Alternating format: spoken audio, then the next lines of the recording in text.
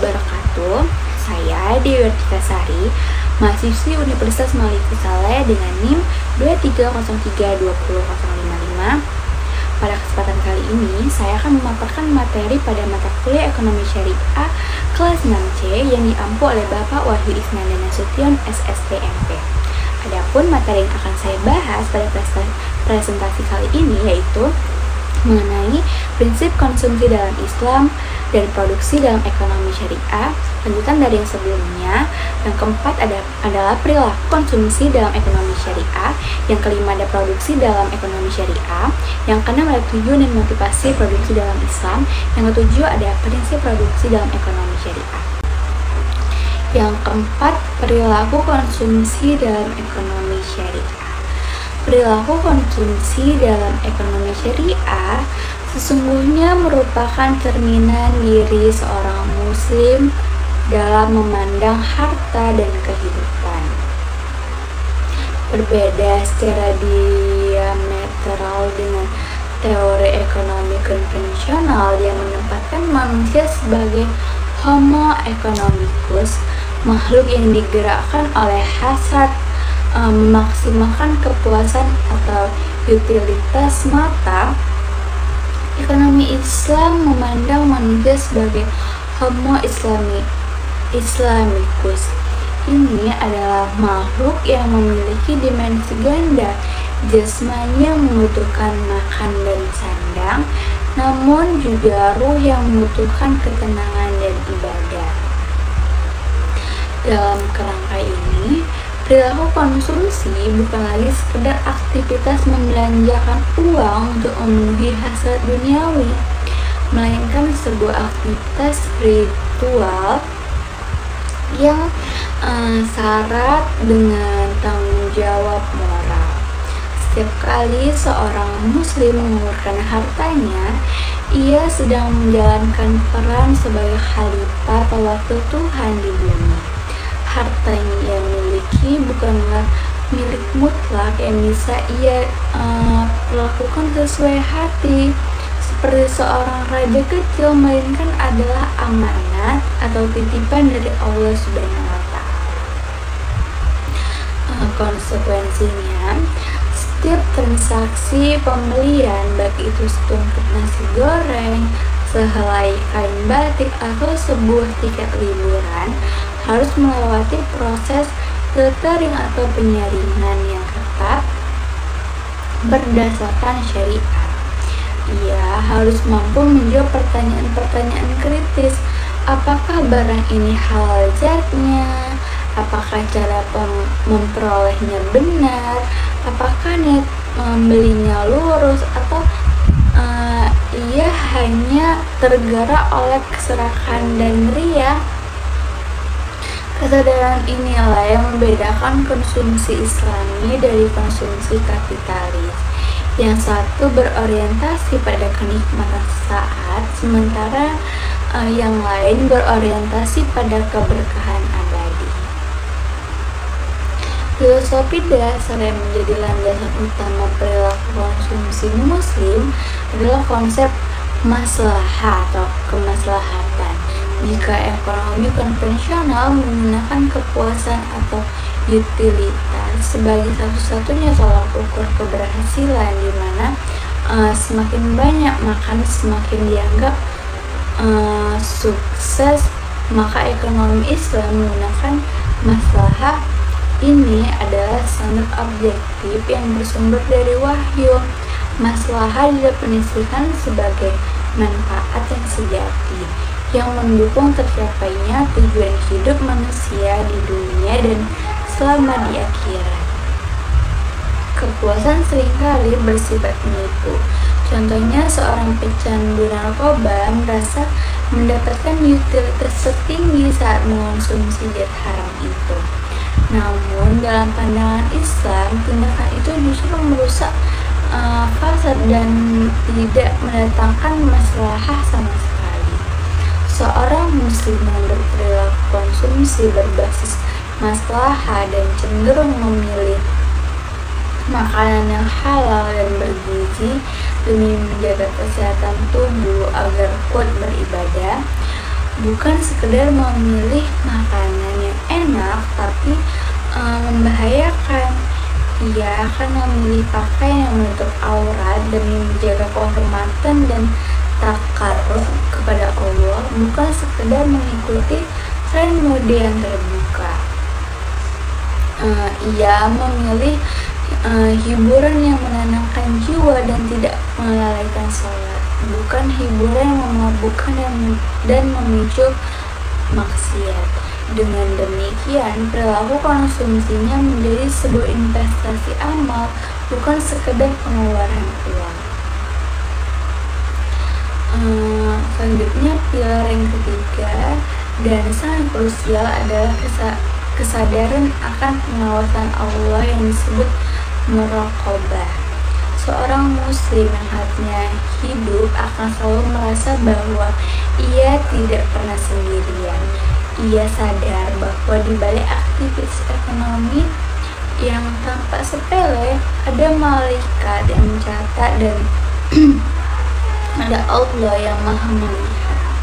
Rasulullah Shallallahu Alaihi Wasallam telah mengingatkan dalam hadis yang sangat terkenal bahwa tidak akan bergeser kedua kaki anak Adam di padang mahsyar kelak, sehingga ia ditanya tentang 4 hal.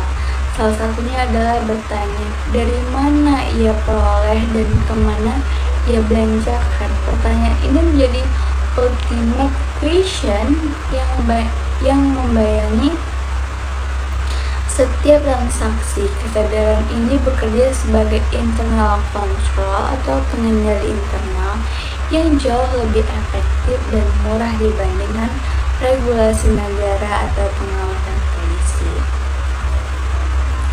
Ketika seseorang yakin bahwa Allah Maha Melihat, ia tidak akan berani membelanjakan hartanya untuk barang-barang haram meskipun tempatnya tersembunyi di kamar gelap. Dan ia tidak akan berani menipu dalam transaksi meskipun lawan bicaranya adalah orang yang tidak ia kenal. Inilah yang menciptakan pasar yang bersih dan jujur, karena konsumen yang bertakwa akan menolak pembeli produk yang haram, menipu, atau hasil kezaliman. Sehingga produsen terpaksa harus memproduksi barang yang baik dan halal untuk memenuhi permintaan pasar yang beretika tersebut. Selanjutnya, prinsip tawazun atau keseimbangan juga menjadi karakteristik utama perilaku konsumsi umat muslim yang sangat membedakannya dari ekstrem gaya hidup modern. Islam adalah agama yang sempurna. Ia tidak pernah mengajarkan sikap asketisme yang ekstrim atau menyiksa diri dengan menolak kenikmatan dunia total, seperti yang kita lihat pada beberapa filosofi timur kuno. Namun Islam juga sangat menentang hedonisme yang rakus atau mengejar kenikmatan tanpa batas, yang menjadi ciri khas peradaban perbedaan barat modern. Banyak orang di era sekarang terjebak dalam gaya hidup hedonis, rela berutang ke sana kemari, memaksakan diri membeli barang-barang mewah di luar kemampuan finansialnya hanya demi pamer di status sosial atau rasa gengsi semata. Di sisi lain, ada juga orang yang bersikap atau bakhil. Ia memiliki harta yang banyak, namun menelantarkan keluarga, tidak mau makan enak, dan menolak bersedekah. Islam mengajarkan jalan tengah atau umatan wasata yang indah. Seorang muslim diperbolehkan menikmati kemewahan, membeli mobil yang bagus, atau makan di restoran mewah selama 3 syarat terpenuhi. Yang pertama, halal. Kedua, tidak berlebihan atau israf. Dan yang ketiga, hak-hak orang lain seperti zakat, kewajiban keluarga, dan sedekah telah terpenuhi. Perilaku konsumsi yang seimbang ini menciptakan stabilitas ekonomi rumah tangga. Tidak ada tumpukan utang yang menyesakkan, tidak ada penyesalan di akhirat karena telah mensia-siakan harta titipan. Etika halal dan thayyib menjadi pagar yang tidak bisa ditembus dalam perilaku konsumsi sehari-hari. Halal bukan sekedar soal label sertifikat di kemasan yang seringkali kita lihat di supermarket, tapi mencakup seluruh rantai pasok yang sangat panjang. Seorang muslim yang kritis dan peduli tidak hanya bertanya apa yang ia makan, tapi juga bagaimana makanan itu sampai ke tangannya. Ia akan mempertanyakan apakah proses produksinya memakan riba, apakah perusahaan yang memproduksi menindas buruhnya dengan upah di bawah standar, apakah bahan bakunya hasil curian, atau pengiriman barangnya merusak lingkungan. Ini adalah ciri smart consumer dan ethical consumer dalam Islam. Ia tidak hanya memikirkan kepentingan produknya sendiri, tapi juga keadilan sistem ekonomi. Jika ia mengetahui sebuah produk berasal dari proses yang zalim, misalnya pabrik yang membuang limbah ke sungai atau mengeksploitasi anak di bawah umur, maka ia akan meninggalkan produk itu meskipun harganya murah dan kualitasnya bagus. Tentunya ia tidak ingin menjadi bagian dari kezaliman tersebut. Ini adalah bentuk protes pasar yang sangat etis dan efektif. Selanjutnya, dimensi sosial dalam perilaku konsumsi Islam sangat kental dan tidak bisa dipisahkan. Berbeda dengan individualisme Barat yang menganggap uang saya adalah urusan saya, Islam mengajarkan bahwa di dalam harta seorang muslim ada hak orang lain. Perilaku konsumsi seseorang harus mempertimbangkan keadaan sosial di sekitarnya. Islam melarang keras sikap tabarruj, memamerkan kemewahan. Bayangkan sebuah kondisi seseorang membeli barang seperti mobil sport miliaran rupiah lalu memutarnya di kampung miskin dengan suara knalpot yang menggelegar. Meskipun uangnya halal, perilaku konsumsinya itu tidak beradab karena dapat melukai perasaan tetangganya yang kurang mampu, memicu kecemburuan sosial dan memecah belah persatuan. Islam mengajarkan ihsan atau mengutamakan orang lain. Dalam situasi tersebut, seorang muslim bahkan mengalah untuk tidak membeli sesuatu yang sebenarnya ia mampu demi menjaga perasaan orang lain. Saat ada kekurangan bahan pokok, seorang muslim dilarang memborongnya untuk stok pribadi, tapi harus memisahkan untuk orang lain. Sikap mulia ini menjaga keharmonisan sosial, menciptakan rasa cinta kasih, dan menghilangkan kesenjangan sosial yang tajam. Selanjutnya, kemampuan membedakan antara hajat atau kebutuhan dan raghbah atau keinginan adalah keterampilan penting yang harus dimiliki oleh konsumen muslim. Di era digital dengan gempuran iklan yang luar biasa seperti sekarang, batas antara butuh dan ingin seringkali kabur.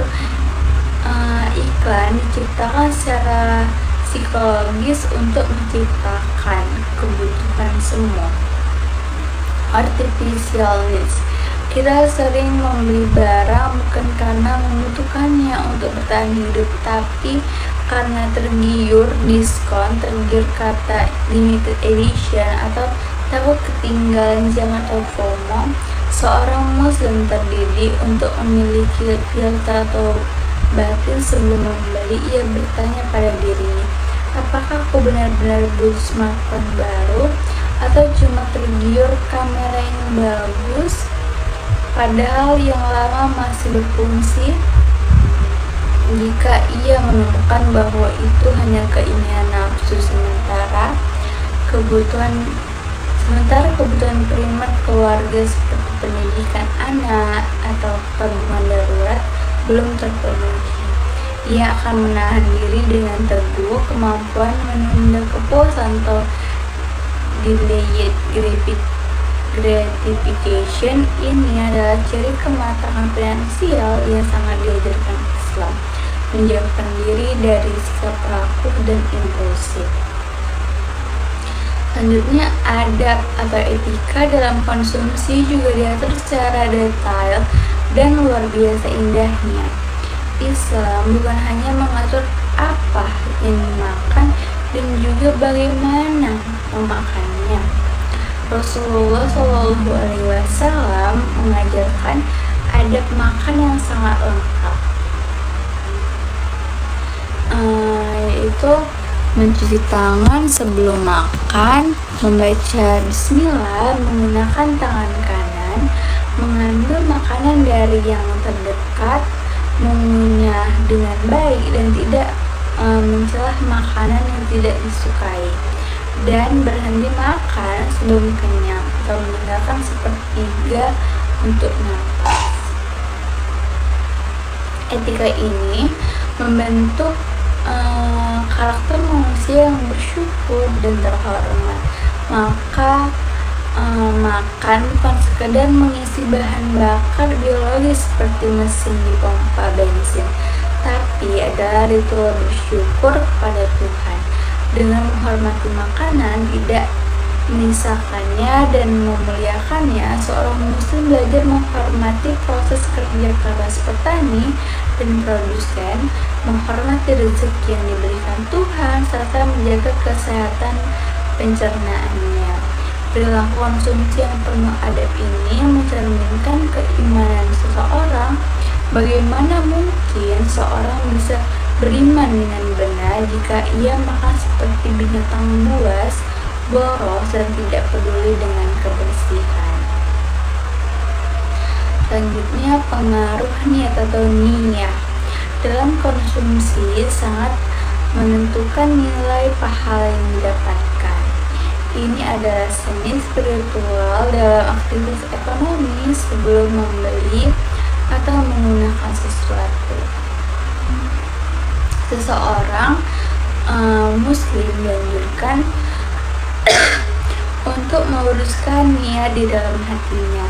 Membeli baju baru bukan untuk tujuan pamer kekayaan atau ria, tapi untuk menutup aurat, menjaga penampilan yang baik di tempat kerja, atau memuliakan tamu.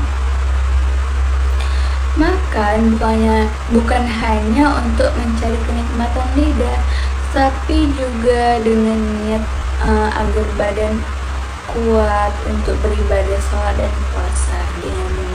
Dengan mengubah niat dari hal yang duniawi menjadi ukhrawi, aktivitas membelanjakan uang yang biasa saja bisa berubah menjadi ibadah yang mendatangkan pahala. Sebaliknya, jika niatnya sudah salah sejak awal, misalnya membeli parfum hanya untuk dipuji orang, maka meskipun barangnya halal, nilai spiritualnya hilang dan bisa berubah menjadi dosa.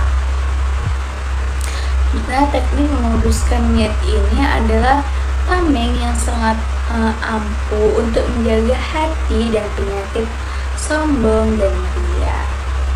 Selanjutnya, larangan atau israf berlebihan. Dalam Islam memiliki cakupan yang sangat luas, bukan hanya soal jumlah makanan yang banyak. Israf atau kuantitas terjadi ketika seseorang memesan makanan untuk 10 orang, padahal yang hadir hanya 2 orang, lalu sisanya dibuang. Itu adalah dosa. Israf kualitas terjadi ketika seseorang membeli perhiasan emas. Pria yang secara hukum fikih itu dilarang, atau membeli barang-barang mewah yang fungsi utamanya adalah pamer. Israf atau finansial terjadi ketika seseorang mengadakan pesta pernikahan yang menghabiskan seluruh tabungan keluarga, sehingga pasca menikah ia jatuh miskin dan tidak bisa menafkahi istri. Islam memerangi perilaku ini secara tegas karena dampaknya sangat merusak kesehatan badan, merusak kesehatan akal, merusak keuangan keluarga, dan merusak lingkungan. Seorang muslim yang disiplin dalam pengeluaran akan selalu menggunakan timbangan maslahat, bukan timbangan nafsu.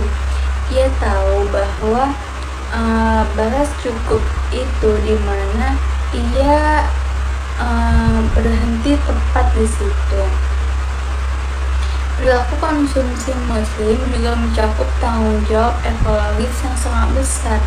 Kesadaran bahwa bumi adalah masjid atau tempat sujud dan amanah telah membuat seorang muslim sangat berhati-hati dalam memilih produk dan membuang sampah. Konsumsi yang bertanggung jawab berarti memilih produk yang ramah lingkungan, misalnya mengurangi penggunaan plastik sekali pakai, memilih produk yang kemasannya bisa didaur ulang, dan tidak membeli barang yang proses produksinya merusak hutan.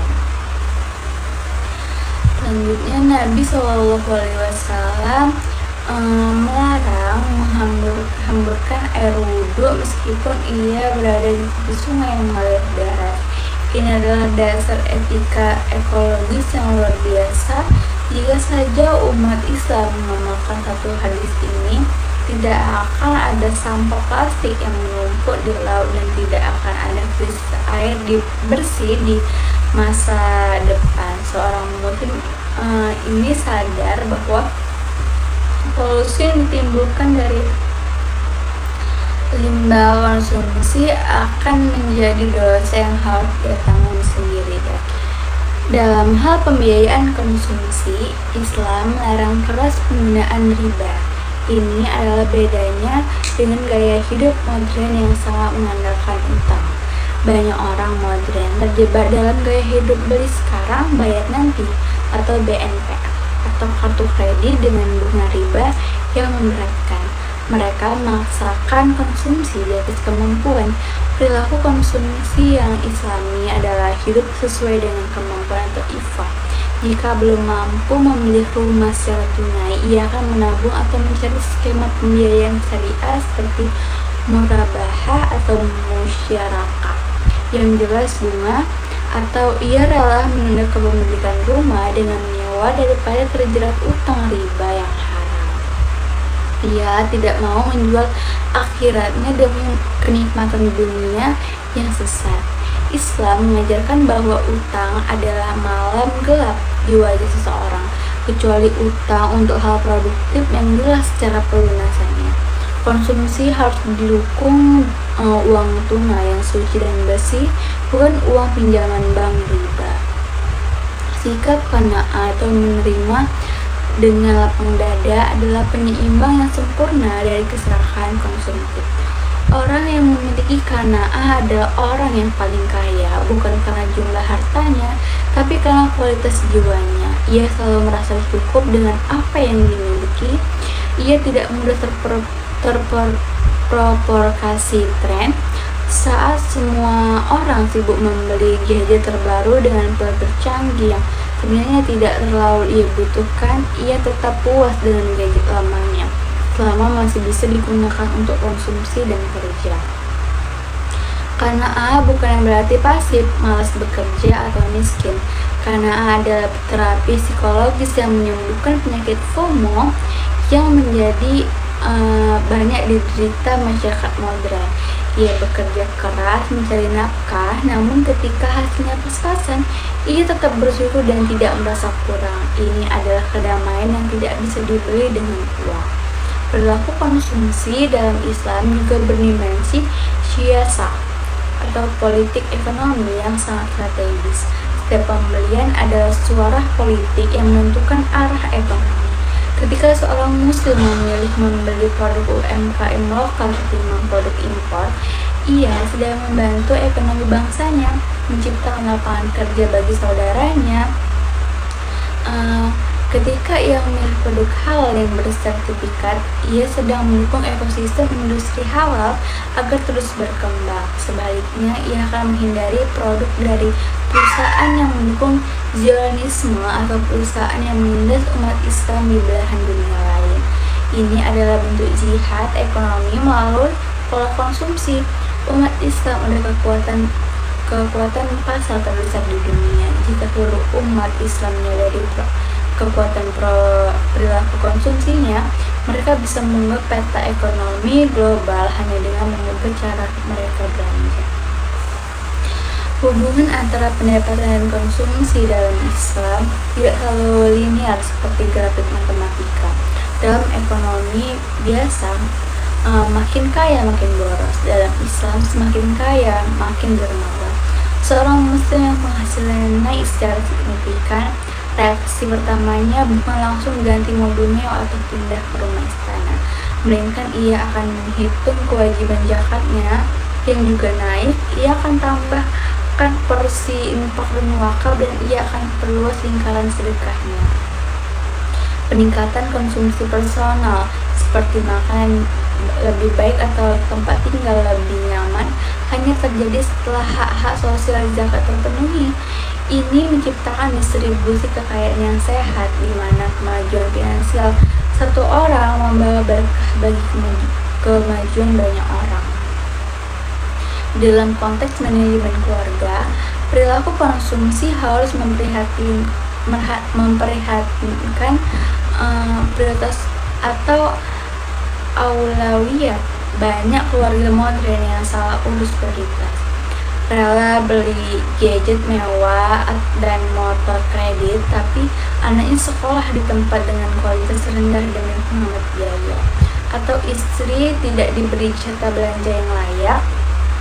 Islam memprioritaskan investasi akal dan jiwa di atas kebutuhan gaya hidup.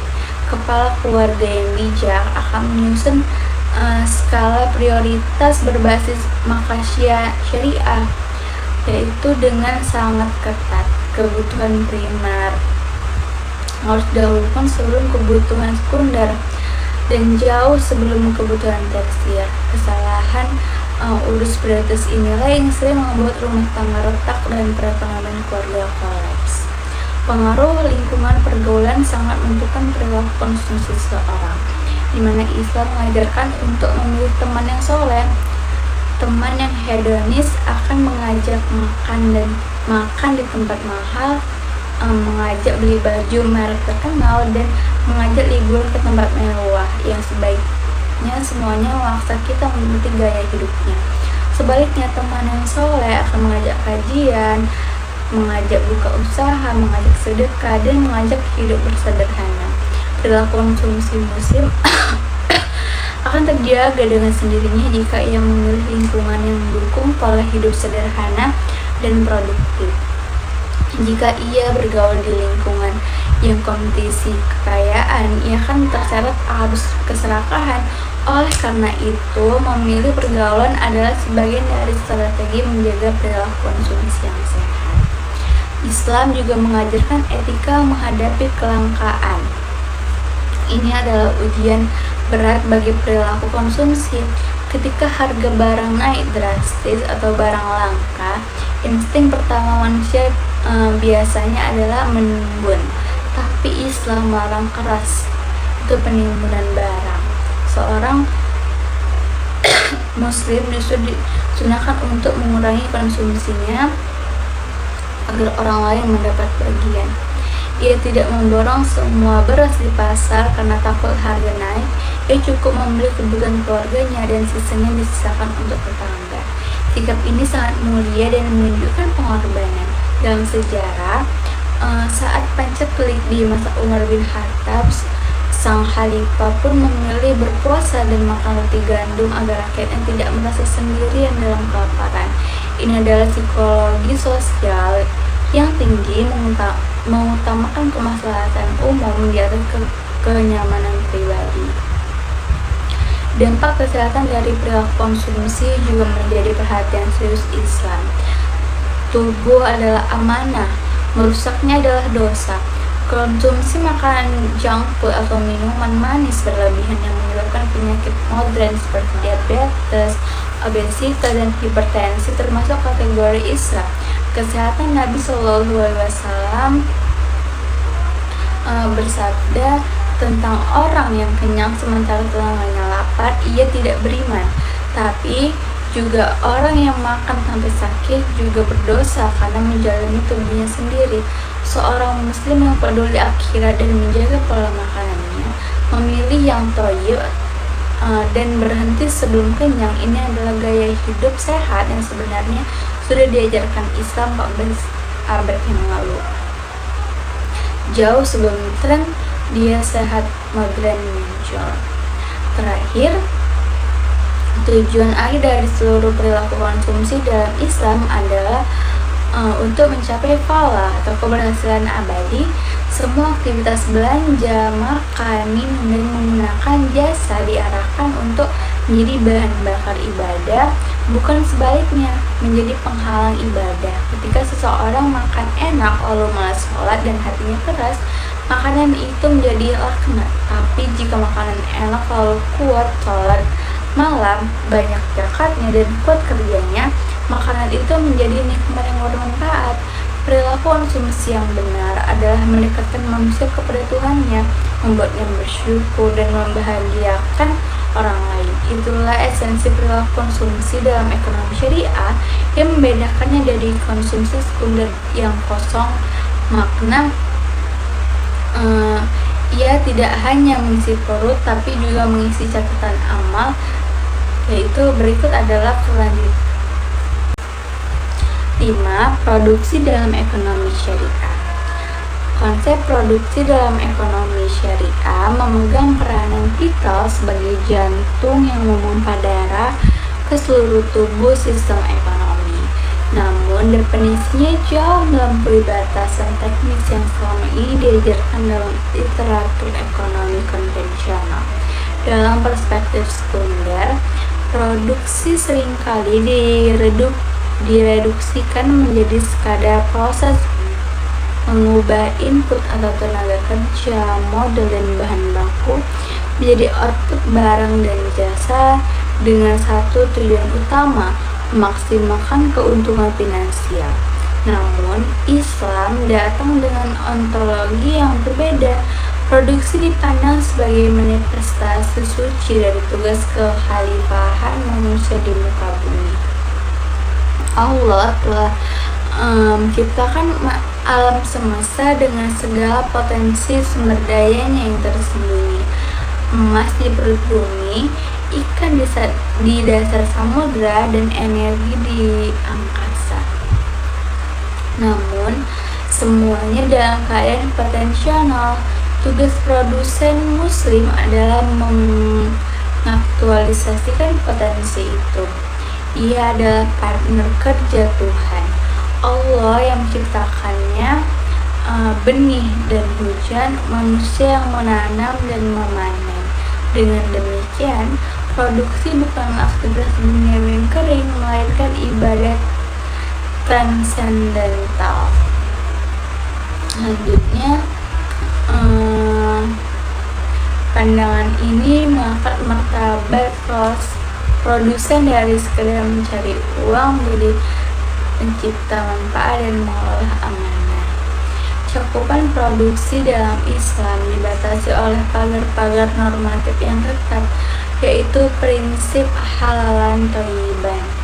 Ini adalah syarat ekosistem yang tidak bisa ditawar. Dalam sistem ekonomi bebas nilai, memproduksi narkoba, miras, atau senjata pemusnah massal dilihat dari sisi bisnis mungkin sangat menguntungkan karena marginnya besar dan permintaannya kuat. Namun dalam Islam, hal ini haram mutlak. Produksi dalam Islam didefinisikan sebagai penciptaan nilai guna yang halal. Jika nilai gunanya besar tapi objeknya haram, ia tidak dianggap produksi yang valid, melainkan pasar atau perusahaan. Larangan ini berangkat dari tujuan syariat yang bertujuan menjaga agama, jiwa, dan akal. Narkoba merusak akal dan jiwa, maka memproduksinya adalah kejahatan terhadap kemanusiaan. Islam tidak hanya menilai hasil akhir, tapi juga proses. Sebuah produk makanan mungkin halal zatnya, namun jika proses produknya dilakukan dengan mencuri teknologi, mengeksploitasi buruh secara zalim, membuang limbah ke sungai, atau meminjam modal ribawi, maka nilai spiritualnya menjadi rusak. Produsen muslim dituntut memiliki clean supply chain, mulai dari sumber bahan baku yang halal, produksi pengolahan yang suci, permodalan yang bersih, hingga distribusi yang adil. Konsep yang tidak ada di dalam ekonomi barat menjadi target utama produksi Islam. Keberkahan ini menjadi target utama usaha kecil menjadi berdaya guna besar, dan usaha besar menjadi langgeng tidak mudah runtuh oleh krisis. Hubungan antara produsen dan alam atau ekologi dalam Islam sangat harmonis, jauh berbeda dengan eksploitasi liar yang dilakukan di industrialisasi modern. Sistem kapitalis seringkali memandang alam sebagai gudang barang gratis yang bisa dijarah habis untuk keuntungan sesaat di hutan. Produsen adalah penjaga bumi. Rasulullah SAW melarang menebang pohon tanpa alasan, melarang membunuh hewan tanpa hak, dan mengajarkan pengelolaan air yang hemat. Prinsip la darar wa la dirar, tidak membahayakan dan tidak membalas bahaya, berlaku mutlak. Jika seseorang produsen membangun pabrik tekstil, ia wajib membangun instalasi pengolahan limbah. Jika ia tidak mampu, maka ia tidak berhak memproduksi. Merusak lingkungan berarti merusak hak generasi mendatang. Dalam sejarah Islam, konsep hima kawasan lindung dan harim zona penyangga diterapkan untuk menjaga keseimbangan ekologi. Produsen muslim sadar bahwa ia akan diminta pertanggungjawaban di akhirat, bukan hanya atas keuntungan yang ia dapat, tapi juga atas kerusakan yang ditimbulkan pada bumi. Aspek hubungan industrial antara produsen dan pekerja diatur dengan sangat ketat, dan konsep ijarah, akad sewa, nyewa jasa. Banyak konflik buruh di era modern terjadi karena ketidakadilan ini. Dalam Islam, pekerja bukanlah mesin produksi yang bisa diperas tenaganya lalu dibuang saat sudah tidak produktif. Pekerja adalah mitra yang harus dihormati hak-haknya. Rasulullah SAW bersabda, "Berikanlah upah kepada pekerja sebelum kering keringatnya." Pesan ini humanis. Ini mengajarkan bahwa gaji tidak boleh ditunda-tunda, apalagi ditahan.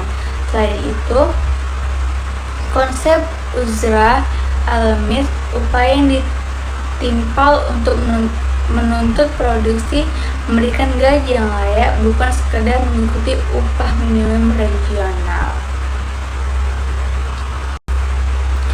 Modal dan pembiayaan dalam produksi Islam harus bersih dari unsur riba.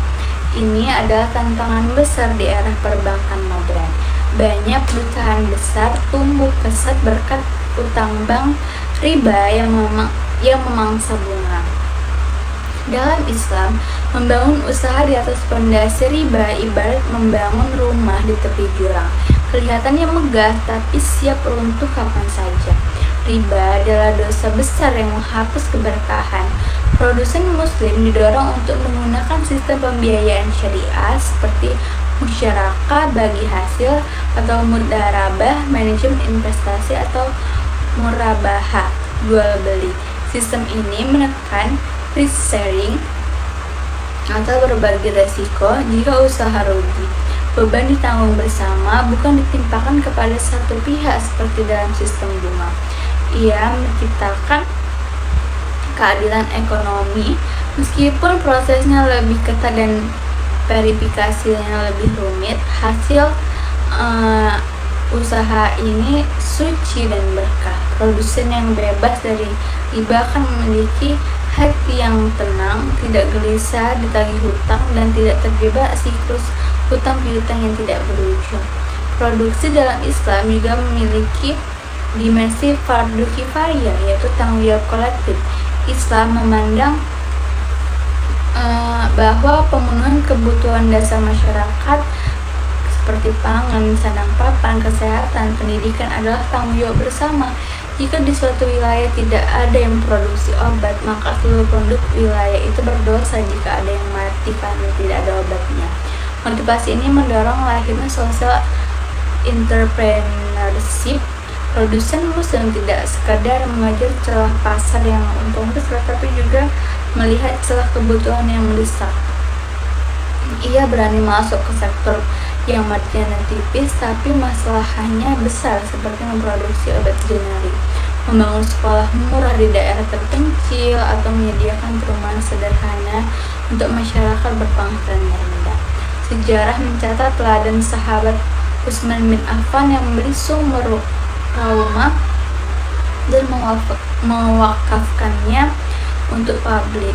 Ini adalah contoh nyata produksi penyediaan air yang digerakkan oleh motivasi sosial, bukan semata-mata profit. Keberhasilan produksi Islam diukur dari seberapa besar dampak positifnya terhadap kemaslahatan umat. Etika kompetisi dalam produksi juga diatur dengan sangat elegan. Persaingan usaha itu boleh, bahkan dianjurkan untuk meningkatkan kualitas. Namun persaingan itu harus sehat. Islam melarang dumping atau menjual di bawah harga produksi untuk mematikan lawan, melarang ihtihar atau menimbulkan barang untuk menaikkan harga, melarang menjelek-jelekkan produk kompetitor, dan melarang monopoli pasar. Produsen muslim bersaing dalam hal kualitas, pelayanan, dan inovasi. Ia tidak merasa iri hati jika kompetitor di sebelahnya sukses, karena rezeki sudah dibagi Tuhan. Ia bersikap profesional kalau kompetitor membuka warung di sebelah kita. Kita tidak boleh marah atau mengusir. Kita harus terima dengan lapang dada, bahkan biarkan konsumen yang menilai siapa yang lebih baik. Prinsip ini menciptakan pasar yang dinamis, namun tetap menjaga tali silaturahmi antar pelaku usaha. 6. Tujuan dan motivasi produksi dalam Islam. Memasuki pembahasan mengenai tujuan dan motivasi produksi dalam Islam, kita sesungguhnya sedang membedah jiwa dari aktivitas ekonomi seorang muslim yang membedakannya secara diametral dengan spirit kapitalisme. Selama berabad-abad, paradigma ekonomi dunia telah dikuasai oleh satu kebenaran absolut yang tidak terbantahkan, profit maximization, memaksimalkan keuntungan. Dalam perspektif ini, satu-satunya justifikasi logis sebagai eksistensi sebuah pabrik atau perusahaan adalah angka hitam di laporan laba rugi. Jika sebuah usaha menghasilkan keuntungan finansial yang besar, ia dinobatkan sebagai sukses. Jika merugi, ia dinyatakan gagal. Dikotomi ini melahirkan dunia di mana segala sesuatu diukur dengan nilai tukar uang, seringkali mengabaikan dimensi kemanusiaan dan lingkungan.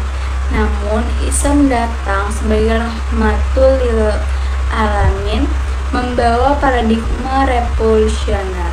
Islam tidak menolak profit, justru mencari rezeki yang halal dan banyak merupakan ibadah yang mulia. Akan tetapi Islam melakukan koreksi posisi ontologis terhadap profit itu sendiri.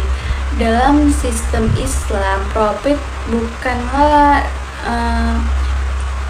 the ultimate end, melainkan hanya means to end.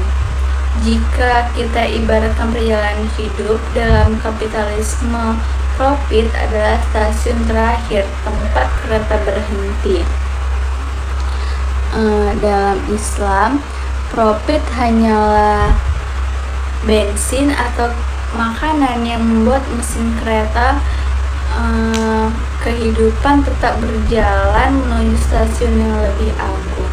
Pergeseran paradigma ini dari orientasi materi ke orientasi transendental mengubah seluruh landscape perilaku ekonomi. Seorang pengusaha muslim yang sadar bahwa tujuan ekonominya adalah falah untuk keberhasilan dunia dan akhirat dan ridho Allah, ia akan memiliki moral kompas atau kompas moral internal yang jauh lebih efektif daripada regulasi pemerintah.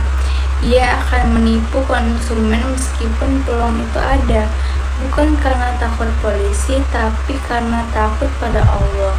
Ia tidak akan menjalimi pekerjaannya meskipun tidak ada serikat buruh yang mengawasinya, karena ia yakin doa yang dialami akan menembus langit. Motivasi inilah yang menciptakan integrasi bisnis yang kokoh. Tujuan kedua, yaitu yang sangat agung, adalah menunaikan kewajiban fardu kifayah. Ini adalah konsep sosial teologis yang unik dan sangat indah dalam Islam. Islam memandang bahwa pemenuhan kebutuhan dasar masyarakat adalah tanggung jawab kolektif.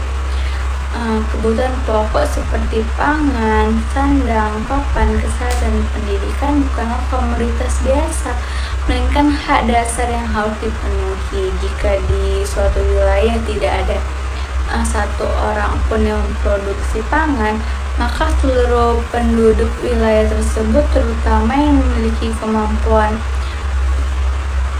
tersebut, akan memikul dosa. Mengapa? Karena kelalaian kolektif mereka telah menyebabkan kerusakan di muka bumi. Dari sini, seorang pengusaha muslim merasa memiliki panggilan suci atau misi kemanusiaan dalam usahanya. Ia bukan sekedar pedagang, tapi pahlawan sipil. Ketika ia membangun pabrik obat, ia sadar sedang menjaga nyawa manusia atau hifz an-nafs. Ketika ia membangun sekolah, ia sedang menjaga akal generasi hifz al-akal. Sejarah Islam catat keteladan gemilang dari sahabat Utsman bin Affan ketika Madinah dilanda krisis air. Kemudian Utsman tidak membelinya untuk dijadikan bisnis air minum premium. Ia membeli sumber tersebut dengan harga yang sangat mahal, lalu mengumumkan kepada publik bahwa air tersebut gratis untuk semua orang. Tujuan ketiga adalah menciptakan maslahah ammah atau kemaslahatan universal. Produsen muslim dituntut untuk berpikir sistematik, tidak parsial. Ia tidak boleh hanya fokus pada kantongnya sendiri, tapi harus melihat dampak rantai produksinya. Dalam Islam, tindakan ini tercela. Produsen memilih Muslim justru memotivasi penciptaan teknologi pertanian yang memudahkan petani benih unggul yang murah dan memberikan pembinaan gratis. Tujuannya adalah menciptakan ekosistem ekonomi win-win solution. Selain itu, ada tujuan mencari nafkah halal dan impact. Islam sangat menghormati tantangan yang mencipta. Bekerja mencari nafkah untuk keluarga adalah jihad. Rasulullah bersabda, sebaiknya makan makanan seorang sebaik-baiknya makanan yang dimakan seorang adalah dari hasil usahanya sendiri. Ini adalah motivasi membangun martabat seorang kepala keluarga yang memproduksi barang dan menjualnya. Ia akan memuliakan keluarga dengan rezeki yang suci, bukan rezeki hasil menipu atau mengemis. Yang ketujuh, ada prinsip produksi dalam ekonomi syariah. Setelah memahami jiwa, produksi, tujuan, dan motivasi, kita memasuki tubuh atau kerangka kerjanya, yaitu prinsip produksi dan ekonomi syariah. Jika tujuan menjawab kemana kita pergi, maka prinsip ini menjawab jalan mana yang harus ditempuh. Islam sangat memperhatikan proses al-maslahah al-musalah, sebuah niat baik untuk falah harus dibangun di atas jalan yang benar. Tidak boleh terjadi khoyatul wasilah atau tujuan menghalalkan cara. Dalam Islam, proses produksi harus bersih, suci, dan adil.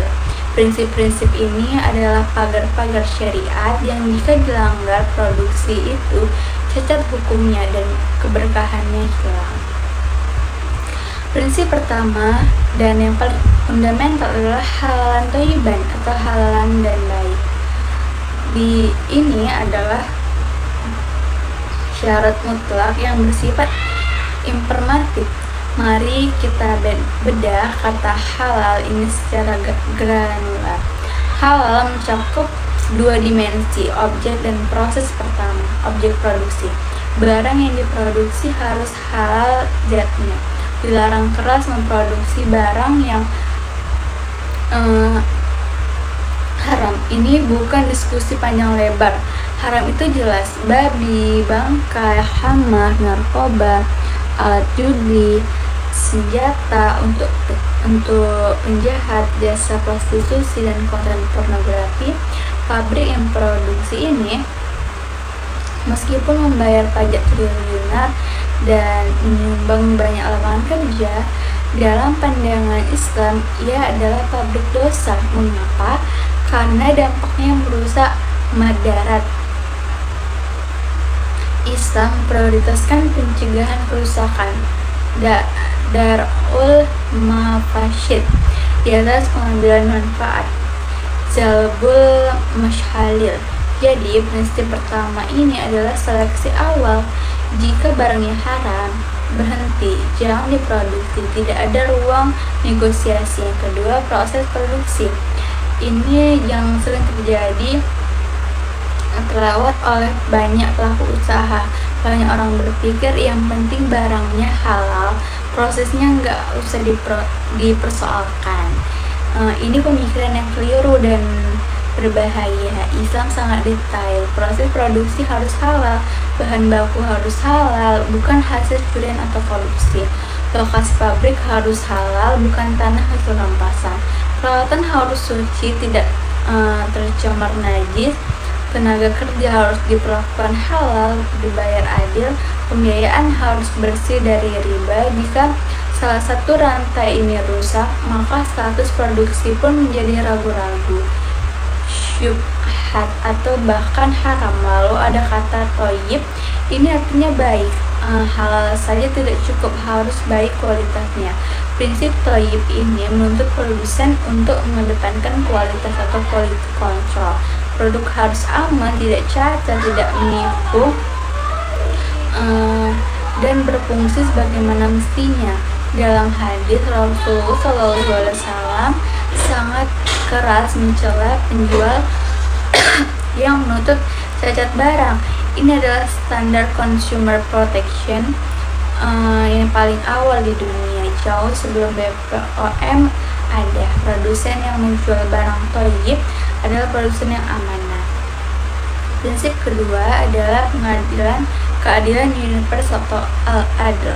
Keadilan dalam produksi Islam itu sifatnya holistik, menyebabkan ke semua arah. Pertama, keadilan kepada pekerja. Ini adalah titik sentral yang sering bermasalah.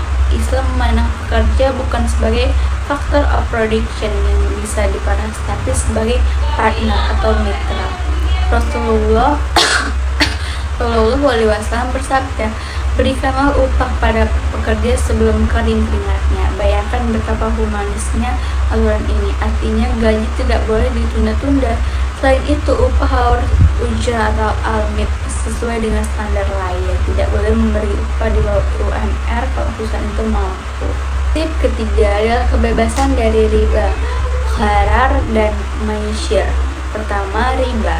Ini adalah virus terbesar dalam ekonomi modern. Banyak perusahaan berkembang pesat karena utang bank riba. Dalam Islam, ini haram. Modal harus dari sumber yang halal. Modal sendiri, kerjasama atau musyarakah bagi hasil atau mudarabah atau jual beli murabahah. Mengapa riba ini dilarang? Karena riba itu menjalimi peminjam yang minjam menanggung beban bunga yang pasti, sementara usahanya tidak pasti untung. Jika rugi ya tetap bayar bunga. Ini tidak adil. Produsen muslim harus berani hijrah dari sistem riba ke sistem transaksi real. Kedua, gharar atau ketidakjelasan dalam produksi. Segalanya harus jelas. Akad kerjasama dengan karyawan harus jelas. Kontrak dengan supplier harus jelas. Islam mengajarkan akad yang pasti. Ketiga, maisir atau judi. Produsen dilarang berjudi dalam bisnis. Produksi harus berbasis perencanaan matang dan bekerja keras, bukan spekulasi untung-untungan. Prinsip ini menjaga stabilitas usaha agar tidak tergoncang oleh ketidakpastian. Yang keempat yaitu tanggung jawab sosial dan lingkungan. CSR syariah. Ini adalah bukan sekedar amal kasih sayang, tapi kewajiban hukum. Pertama, lingkungan. Produsen adalah penjaga bumi. Limbah pabrik harus diolah. Tidak boleh ada pencemaran. Hutan tidak boleh ditebang. Prinsip Islam la darar wala dirar, tidak membahayakan dan tidak membalas bahaya, berlaku mutlak pada pabrik tekstil membuang limbah pewarna ke sungai. Produsen itu berdosa dan wajib mengganti kerugian. Kedua, zakat produksi. Ini adalah pajak wajib Islam. Setiap harta produksi yang sudah mencapai nisab wajib dikeluarkan zakatnya 2,5%. Ini bukan sedekah tapi hak fakir miskin. Jika produksi tidak dikeluarkan berarti ia mencuri hak orang miskin. Harta usahanya menjadi haram dan kotor. Zakat ini berfungsi sebagai penyuci harta dan pembagi rezeki. Selain zakat, produsen sangat dianjurkan bersedekah, wakaf, dan infak. Perusahaan yang dermawan dalam sejarah Islam adalah lembaga Hizbah yang dikepalai oleh mustasib. Tugas mustasib adalah memeriksa pasar dan pabrik. Ia mengecek timbangan, mengecek kualitas barang, mengecek kejujuran harga. Jika ada pelanggaran, diberi sanksi. Produsen dalam Islam harus tunduk pada aturan, tidak boleh mafia, harus transparan. Jika ada cacat produk harus diakui, jangan ditutup-tutupi. Yang terakhir, prinsip produksi dalam Islam adalah etika. Persaingan usaha itu boleh, bahkan dianjurkan, tapi persaingan harus sehat. Dilarang menjelek-jelekan produk kompetitor, fitnah, dilarang judi harga untuk mematikan kompetitor kecil. Islam mengajarkan kompetisi yang elegan. Jika kompetitor buka warung di sebelah kita tidak boleh marah. Kita harus bersaing dalam kualitas pelayanan. Biar konsumsi yang memilih prinsip ini menciptakan pasar yang sehat, tidak ada perang harga yang merugikan, dan inovasi terus berjalan. Baik, saya sudahi.